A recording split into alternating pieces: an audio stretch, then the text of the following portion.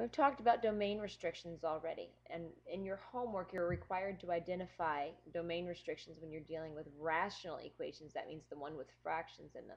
But you are not required to deal with the domain restrictions in separate problems when you have radical equations. Those are the ones with the square roots in them. So they'll ask you in the equations with fractions which domain restrictions or what other domain restrictions, what are you not allowed to use. But with radicals, then you don't get separate questions, and you just have to solve and then check your domain restrictions when you're done. And we'll talk about that more when we get there. So first of all, we have three kinds of equations that we're going to be solving in this section. The first kind is rational. And when you see rational, I want you to remember the word ratio, because that is going to be the fraction section.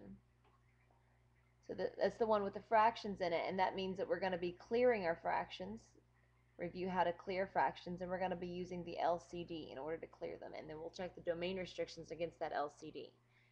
The second kind is the radicals. We're mainly going to be focusing on the square root, but the equations with radicals in them. And we're going to talk about how to solve a radical when there's one radical and how we need to isolate. And then we're going to also talk about how to solve when there are two radicals. And then the third kind of equation is the kind of equation that is of a quadratic form.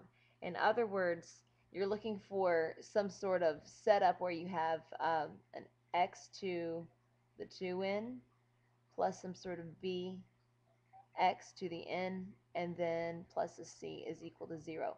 Now, what that means is that it's going to be kind of like a quadratic. We're used to having something with a squared term and our quadratic term, our linear term, and a constant term.